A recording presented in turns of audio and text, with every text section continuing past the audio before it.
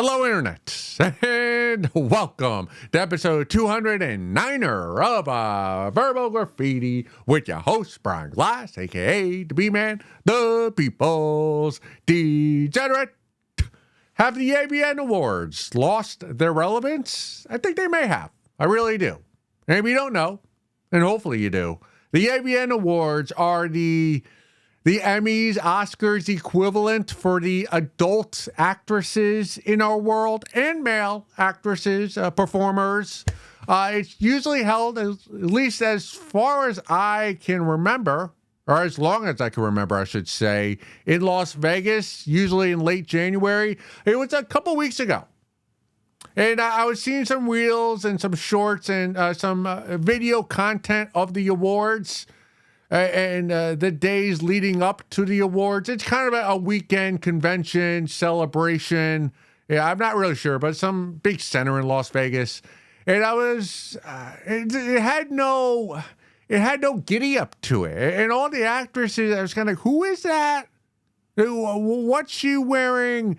Not to besmirch all the actresses that I saw, but a lot of them did look like babes that you would see at a C-level strip club on a second, third rate city in America.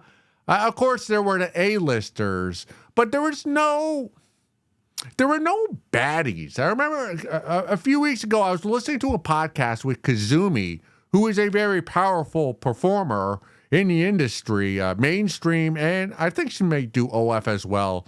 But she was bemoaning the fact that there are no baddies in smut anymore. There's no personalities that are just so bodacious that they almost go beyond smut into the mainstream of American consciousness.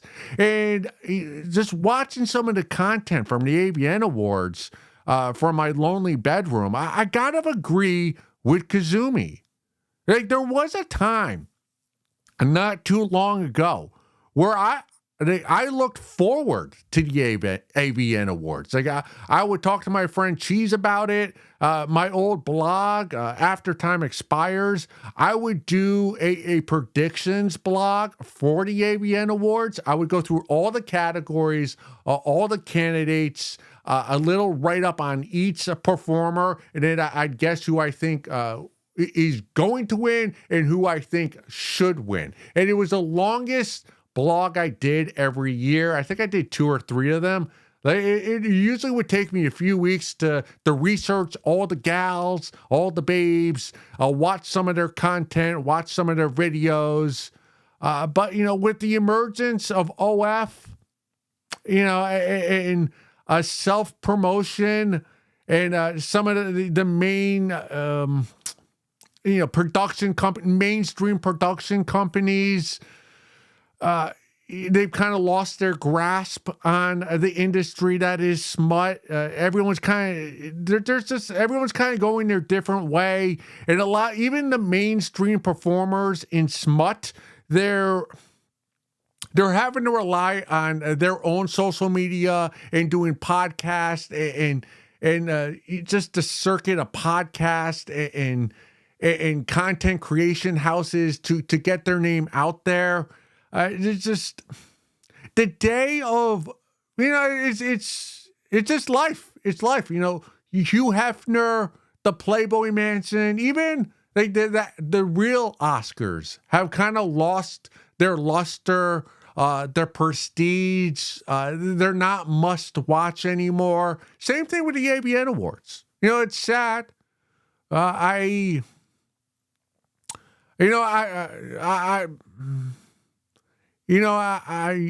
yearn for the years past where the AVN Awards were special, but I gotta admit, this past year, 2026, I didn't really see anything special from the content I saw at the awards. Again, I'm not saying, I don't really know what I'm saying. I'm just I'm walking in a haze. Vietnam, I just saw some children get shot and, an explosion. My man to my left died. I got PTSD. I'm never going to be the same. I haven't slept in, 72 hours. Haven't eaten in 6 days. I'm living off of one canteen of water that may be contaminated, gives me diarrhea. It's just, this was the first year I looked at the AVN Awards and I thought to myself, why are we still doing this? There are conventions in Las Vegas, not Miami, and maybe there's definitely one that Miami Expo that's almost as prevalent as the AVN Awards. So I just, the days of just when a babe would, what I noticed, what's a telltale sign is a lot of times I'll go on Reddit and I follow a lot of smut subreddits, which I've shown some of you here verbal graffiti, but so many times there'll be a lady fucking in a scene, and then there'll be a handful of comments asking, "Who is that? Who's that actress? Who's fucking?" Like, I want to see more of her content. That was never the case, prior to the 21st century, even prior to 2015, really. Like, if you were John, if you were a gooner, you knew who all the babes in the industry are. They were A-list celebrities in the world of smut. But today, with everything so fragmented, and with OF and there's private chat rooms and having to pay a monthly fee, and the landscape that is smut in 2026. There are so many of us gooners, so many of us Johns on the internet. You'll see a hot babe and you'll have to ask who she is, because there are so many smut creators.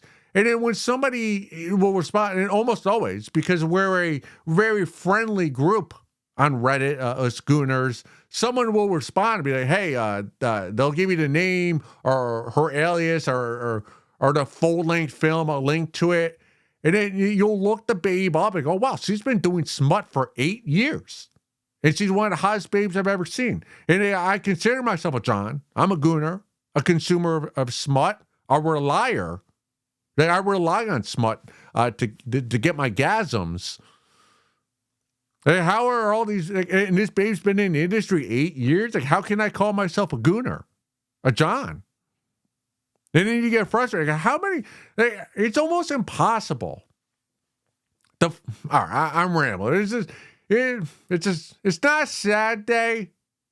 It's actually a day that's been here for probably almost a decade now. But it was a day where it was confirmed. AVN Awards 2026 that were a few weeks ago or a couple weeks ago at this point. Just the industry has changed. And I don't know if award shows are needed anymore. Or really, in reality, can even be had. Can you really give like best actress, best smut creator? Like, how can you even do that in 2026? There are so many different genres, so many subcategories, so many films created, so many indie films, projects. Honestly, yeah, it hurts me to say it, but it's true. In the year 2026, we don't need the AVN Awards anymore. That's of a bygone era. Goodbye. We now have OF. All right. Well, that's almost 10 minutes on the AVN Awards that I did not watch the awards this year. Just watch the content. All right. Moving forward. This next one comes from the subreddit NYC Bitches with Taste. A selling wedding band and engagement ring. Hey gals, divorcing and I want to get rid of my engagement ring and wedding band. I've never sold jewelry before and wondering if anyone has recs on where I could offload these. Engagement ring is Blanca Monros Gomez from Catbird, and I think it cost around $3,600 when it was purchased in 2017. Rose gold with champagne diamonds. Looks like it's now selling for $6,300. And then the wedding band, I believe, is a Tiffany Forever in rose gold, and I've always hated it. Would love to buy myself a new meaningful piece with whatever I can make from these, but not really sure where to start and want to avoid the Real and similar sites. This is all your fault. This is all your fault. Your life is in shambles. Your life resembles a shattered wine glass on the linoleum kitchen floor.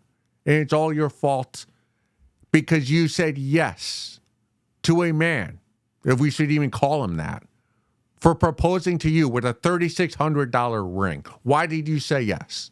You should not have said yes. That's disrespectful.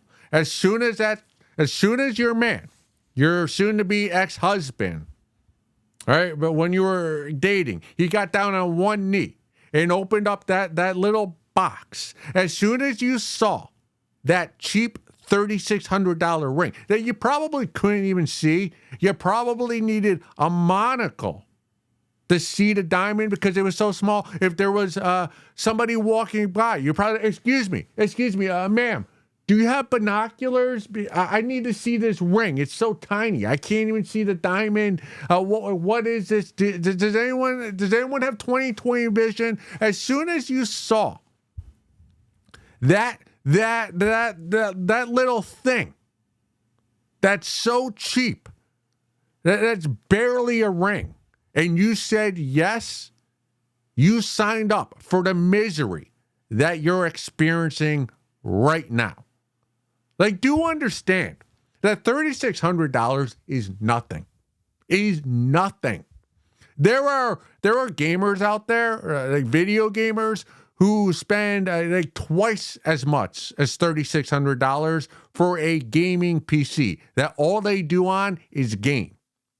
So do know that this guy that you said yes to spent like half the money that gamers spend to play Fortnite, Call of Duty, Assassin's Creed. That's what this guy thought about you. Like, this guy, you know what that symbolized? You know what that's?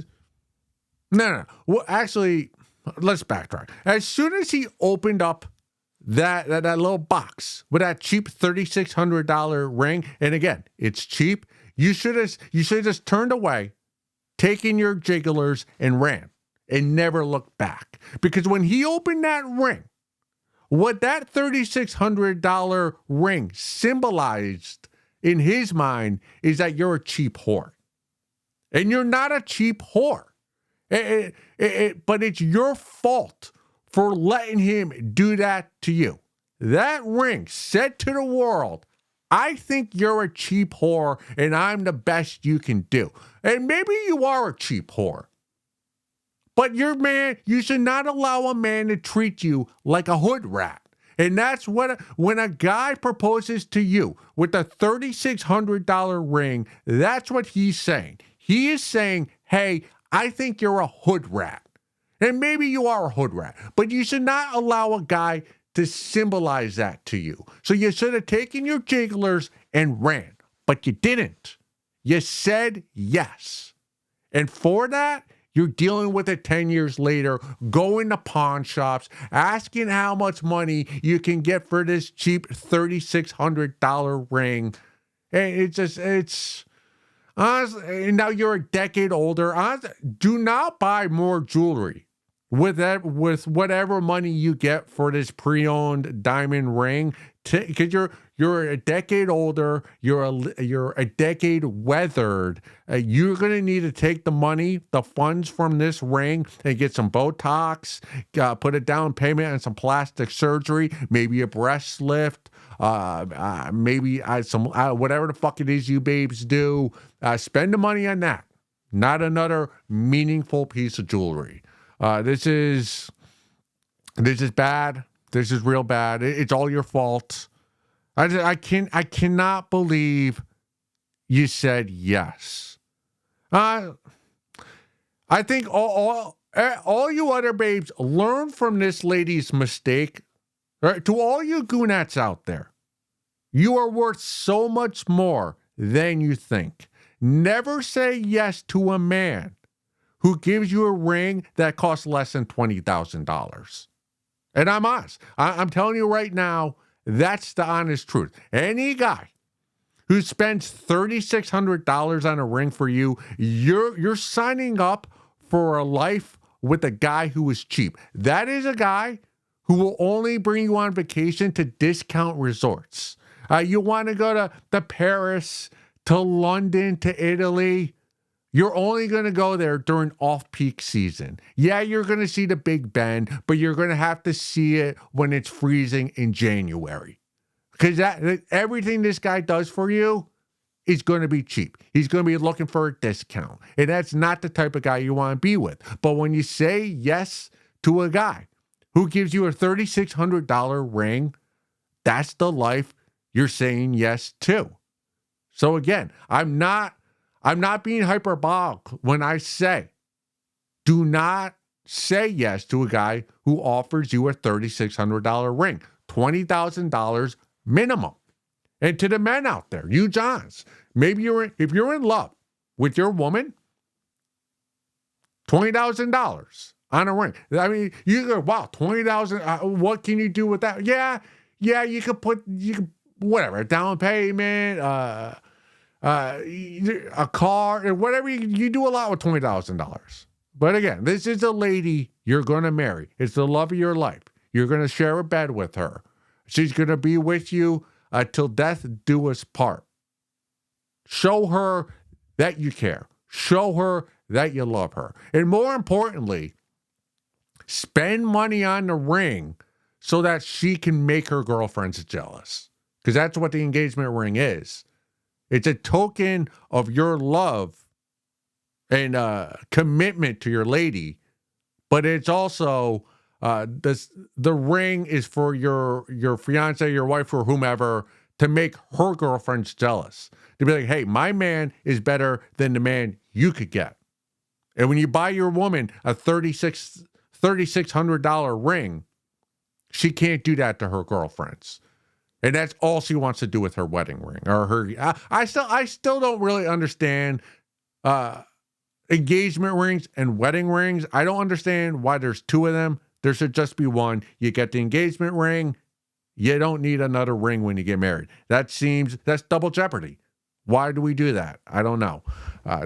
That's why I'm not married. But you got to spend money on that ring so that she can make her girlfriends jealous. And also, how many women out there, how many of you babes out there hate your wedding ring, hate your engagement ring? Like, what's the percentage? Like, I don't know. Like, that's something I could not keep that quiet. I could not internalize that. Honestly, I'm a dude, but if I was given an engagement ring and I didn't like it, like I tell you, with my facial expression, I don't have a poker face. If you open up that ring, you open up that little box, and I don't like the look or the shape or I don't even know, like the cut, whatever it is of the diamonds. Like, if I didn't like it, like I'm giving you a look to know. Like, I'm not doing it to be rude. It's who I am. Like, if you, I'm gonna show. Like,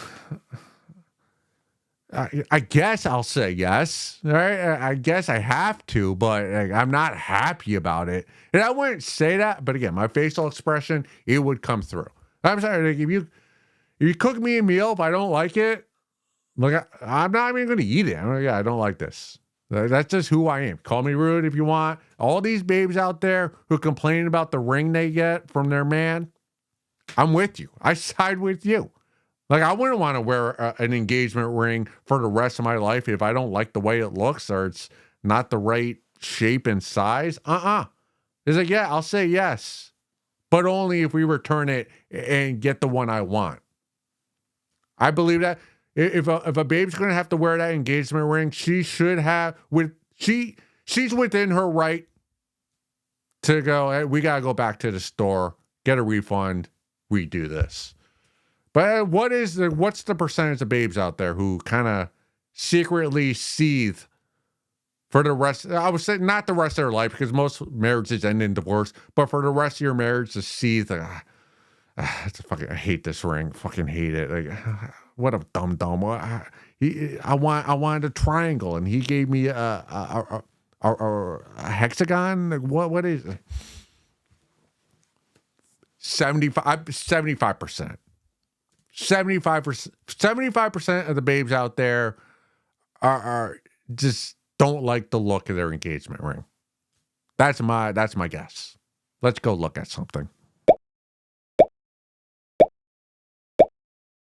I have this theory that I turned into a joke years ago, and I would do it during stand-up. I don't really remember how it goes, but the theory is that if you give anyone who uses a whistle is an annoying person, is somebody the population usually does not like. Because when somebody uses a whistle for their job or whatever it is they're doing, they're using it to enact power against you. And whether it's a referee or a crossing guard, anyone who's blowing a whistle at you is annoying, and it's a nuisance. And I kind of somehow I equated it to what was it, like owning a gun.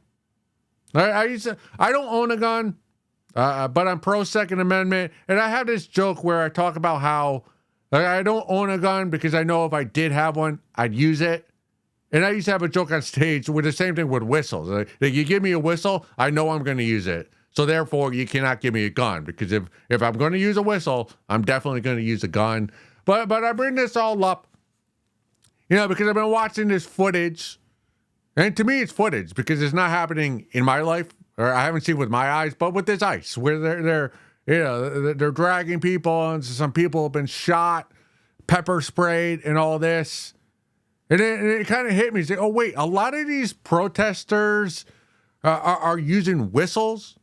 Well, you got these ICE agents, they're out there, they're trying to get illegal immigrants, and then there are these protesters kind of interrupting them, blowing the whistle. And I have a stance, and I'm going to say it right now. If you're blowing a whistle while I'm trying to do a job, or while anyone else is trying to do their job, pull the trigger. Pull the trigger, bang, bang, knock them on the ground, never to get up again, or hit them in a limb. Pro. I don't care if you're an ICE agent, or if you're a Walmart worker, or you're an ice cream truck driver. Somebody comes up to you and starts blowing a whistle in your face, in your ear, while you're trying to do work. Pull trigger. Pull the trigger. I'm okay with it. I don't care what your opinion is on immigration or anything. You blow a whistle, pull the trigger. That's my stance. I'm okay. Right? You don't live to see it another day. You shouldn't have blown the whistle. All right? Stand there with a sign. Don't pull the trigger. Chant. Don't.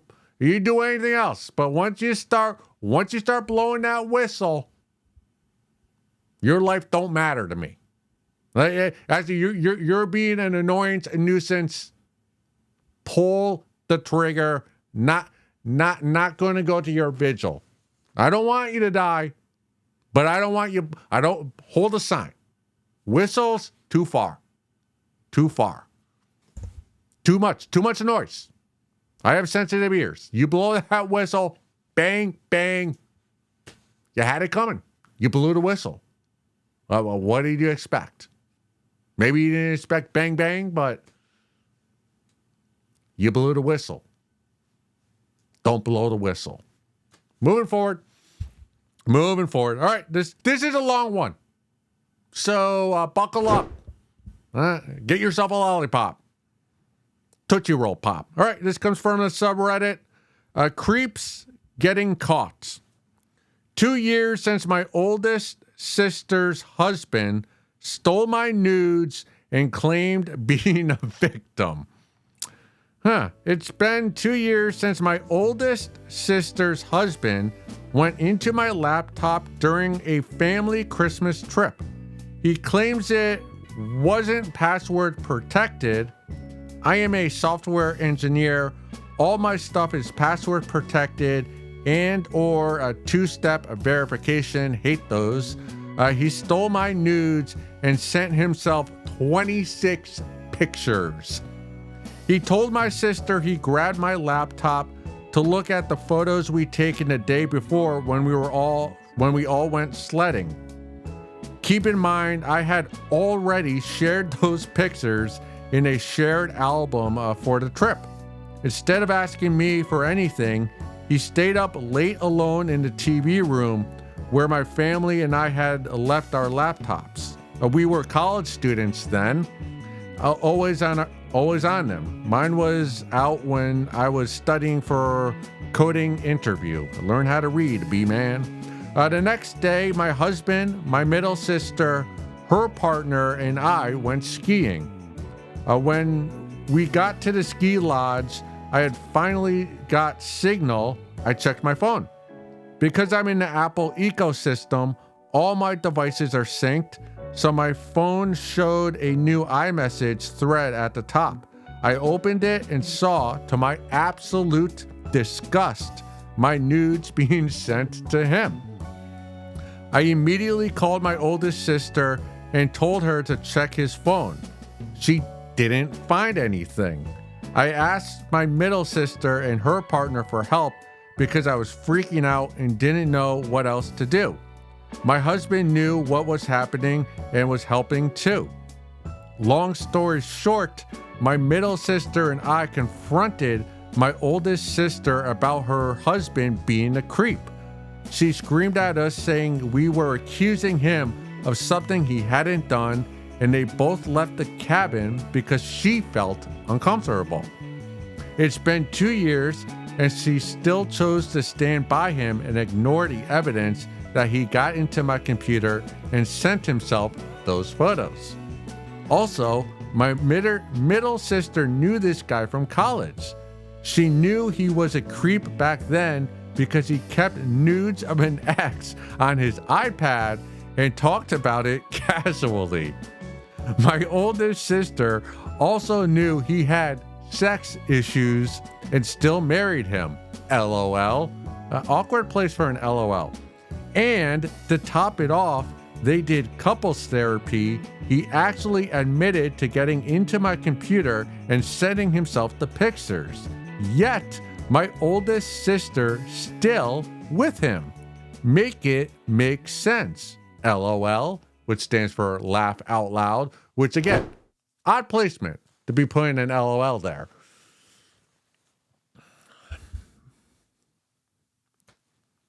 Congratulations.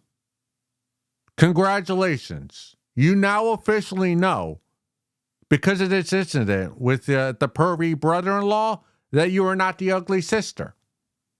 That's confirmed.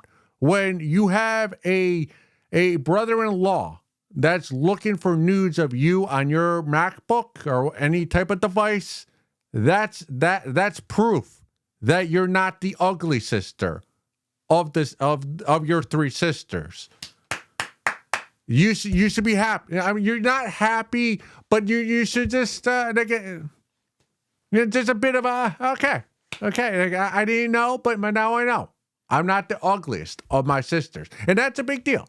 Nobody wants to be the ugly sister or the ugly brother, so you got that going for you. Now this is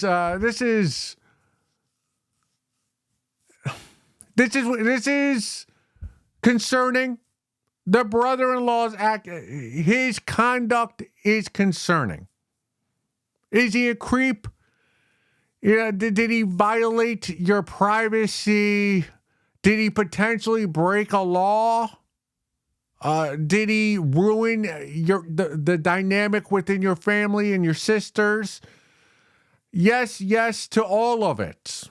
All right, yes. Yeah, he is a creep. But, but, but I can't, like, I'm not going to call him out for being a creep. Nobody should be called out for being a creep. What I would call him out for, the brother-in-law, the oldest sister's husband, I'm calling him out for his tactics.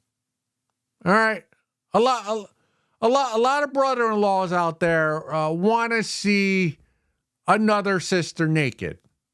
But the young, if you marry the ugly sister, you'll want to see the pretty sisters naked, and because of genetics, if you're attracted to one sister, you're probably somewhat attracted to the other sisters in the family. So I don't like his tactic. Let's get at this. Like nudes, you send nudes, you have saved photos, just naked photos, suggestive photos are meaningless today. The internet has made nudes and gratuitous nudity in movies pointless. Like you go on the internet and find a naked photo of anyone. So you send me nudes, like big deal. I could go on Reddit. I could Google. I got all these tools. You sending me a nude is nothing in the 21st century. So to be looking for nudes on your iMac, it's not the play if you're a creep. Now to be, man, I'm a bit of I don't identify as a creep, but others do identify me as a creep. And this is the play I would take. As somebody, let's say I'm creep adjacent. Or if I'm at a ski resort on vacation, right, and I'm dating the ugly, or married to the ugly sister, and there are hotter babes in the house on vacation with us that are of age, I'm not sneaking through her MacBook or iPad or anything like that. What I'm doing is I'm going to mistakenly walk in while she's in the bathroom or coming out of a shower or getting dressed in a bedroom. Because again, we're in a cabin. We've never been here before. I don't know all the locks. I don't know which room is which. So there's an excuse. There's a built-in excuse. Like I open the door. I see you coming out of the shower or getting changed in your bedroom. I go, oh, I'm sorry, I didn't know. And then, but I stare just a little bit longer, just enough to get the image of the hot sister naked to put into my spank bank for the rest of my lifetime.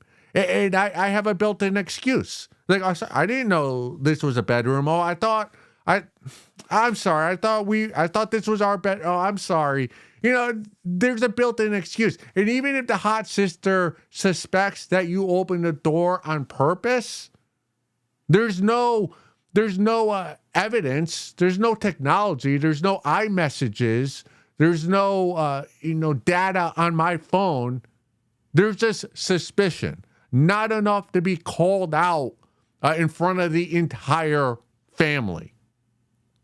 So that's the play. When you go on vacation with your, I don't know, if you're married or your girlfriend or whoever, if you're on vacation with other people, you want to see them naked, open the door when they're taking a shower. You don't want a paper trail. That's the way you go about it. If you're a creep, if you're a pervert, if there's somebody else in the house you want to see naked, that's the way to go about it. Not stealing photos.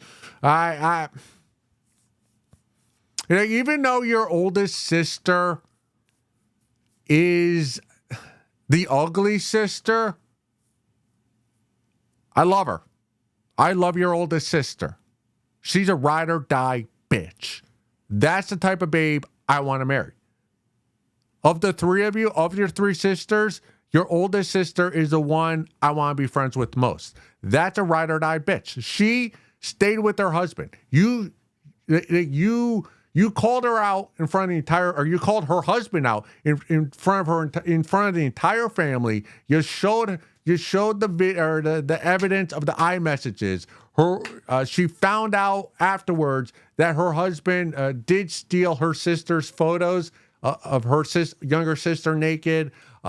They went to couples therapy. The guy's a hot mess. He's a pervert, and he stays with her. Sorry, stays with him. Stays with his husband.